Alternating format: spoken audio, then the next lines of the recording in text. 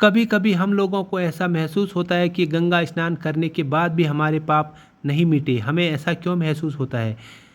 कभी कभी हमारे मन में अनेक शंका होती है कि लोग अनेक बार गंगा जी में स्नान कर लेते हैं और वर्षों से गंगा जल का सेवन भी कर रहे हैं, फिर भी उनके दुख, चिंता, तनाव और भय, क्लेश क्यों नहीं मिटे? जीवन में शांति क्यों नहीं है? क्या गंगा की पाप धोने की शक्ति समाप्त हो गई है या हम ही कोई भूल कर रहे हैं? जाने इस प्रश्न का उत्तर एक भक्ति कथा के द्वारा।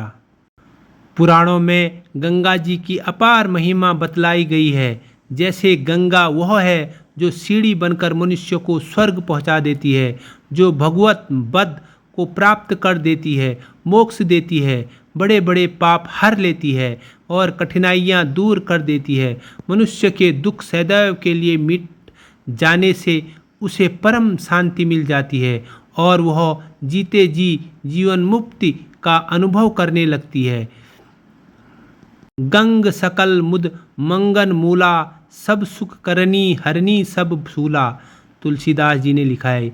गंगा स्नान करने पर भी क्यों नहीं मिटते पाप? कभी कभी हमारे मन में यह शंका होती है कि हमने अनेक बार गंगा जी में स्नान कर लिया और वर्षों से गंगा जल का सेवन भी कर रहे हैं, फिर भी दुख, चिंता, तनाव, भय, क्लेश और मन में संताप क्यों नहीं मिटे?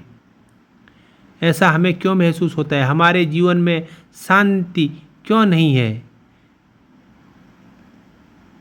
इसका बहुत सीधा सा उत्तर है मनुष्य का भगवान और उनके वचनों पर विश्वास न करना। शास्त्रों और पुराणों में जो कुछ लिखा है वह भगवान के ही वचन है।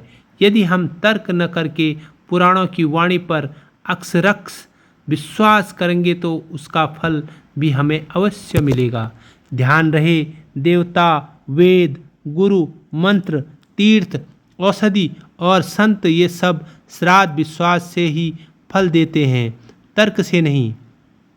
इस बात को एक सुंदर कथा के द्वारा अच्छे से समझा जा सकता है। एक बार भगवान शंकर पार्वती जी घूमते हुए हरिद्वार पहुँचे। पार्वती जी ने शंकर जी से पूछा, हजारों लोग गंगा में स्नान कर रहे हैं और फिर भी इनके पाप का नाश क्यों नहीं हो रहा? शंकर जी ने उत्तर दिया, इन लोगों ने गंगा स्नान किया ही नहीं है, ये तो केवल जल में स्नान कर रहे हैं। अब मैं तुम्हें दिखाऊंगा कि वास्तव में गंगा में स्नान किसने किया है। भगवान शंकर ने गंगा जी के रास्ते में एक गड्ढा बनाकर उसे जल से भर दिया और साधारण मानव के भेष में उस गड्ढे में खड़े हो गए। शंकर जी कंधों तक जल में डूबे हुए थे। उन्होंने पार्वती जी से कहा कि तुम गंगा स्नान करके आने वाले से निवेदन करना कि मेरे पति को इस गड्ढे से बाहर निकाल दो, लेकिन शर्त यह है कि यदि तुमने अपने जीवन में कोई पाप नहीं किया हो तभी इन्हें बाहर निकालने की कोशिश करना, अन्यथा इन्हें छूते ही तुम भस्म हो जाओगे। कई दिन बीत गए। हजारों लोग गंगा स्नान कर उस रास्ते से निकले, लेकिन शर्त सुनते ही शंकर जी को छूने की हिम्मत नहीं करते और यह कहते हुए चले जाते कि हमने इस जन्म में तो कोई पाप नहीं किया है, पर पूर्व जन्मों का क्या पता नहीं हमसे कोई पाप हो गया हो। एक दिन एक व्यक्ति ने आकर पार्वती जी से कहा, मैं आपके पति को इस गड्ढे से बाहर निकालूंगा।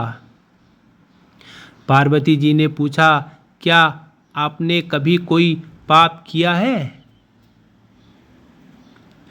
उस व्यक्ति ने उत्तर दिया, मैंने बहुत पाप किए हैं, किंतु अभी अभी मैंने गंगा जी में स्नान किया है, इसलिए मेरे सारे पाप नष्ट हो गए हैं और मैं निष्पाप हो गया हूँ। उस व्यक्ति ने जैसे ही भगवान शंकर को गड्ढे से बाहर निकालने के लिए अपना हाथ बढ़ाया, शंकर जी स्वतः ही गड्ढे से बाहर आ गए। भगवान शंकर ने माँ पार्वती जी से कहा, इसने वास्तव में गंगा स्नान किया है, क्योंकि इसको विश्वास है कि गंगा जी में स्नान करने से सारे पापों का नाश हो जाता है। ऐसे प्राप्त करें गंगा स्नान का पूरा पुण्य फल। गंगा जी की कृपा प्राप्ति के लिए उनमें अखंड विश्वास होना चाहिए, इसलिए उनसे सांसारिक वस्तुएं और मांगकर वैदेव यही मांगना चाहिए कि आप अपनी कृपा से मुझे अपना अखंड विश्वास दीजिए। गंगा में डुबकी लगाते समय यही भावना रखनी चाहिए कि हम साक्षात नारायण के चरण कमलों से निकले अमृत रूप ब्रह्माद्रव में डुबकी लगा रहे हैं। मैंने जन्म जन्मांतर में जो थोड़े या बहुत पाप किए वे गंगा जी के स्नान से निश्चित रूप से नष्ट हो जाएंगे। त्रिपथगामिनी गंगा मेरे पापों का हरण करने की कृपा करें। शास्त्रों में कहा गया है कि देवता बनकर ही देवता की पूजा करनी चाहिए। शास्त्रों में तो यहाँ तक लिखा है कि गंगा स्नान के लिए जाते समय झूठ बोलना, लड़ाई झगड़ा, निंदा, चुगली, क्रोध, लोभ, लालच आदि असुरी प्रवृत्ति को त्याग कर देना चाहिए और दान, दया, करुणा, सत्य, परोपकार आदि दैवीय गुणों का जीवन में पालन करना चाहिए। तभी गंगा स्नान सफल होता है। बहुत से लोग गंगा स्नान करते तो हैं, जाते तो हैं, परंतु शास्त्रों में बताई गई विधि के अनुसार गंगा स्नान नहीं करते। तीर्थ स्थान में ताश खेलना, सिगरेट पीना आदि कार्य करते हैं। इससे भी उन्हें गंगा स्नान का पुण्य फल नहीं मिलता है।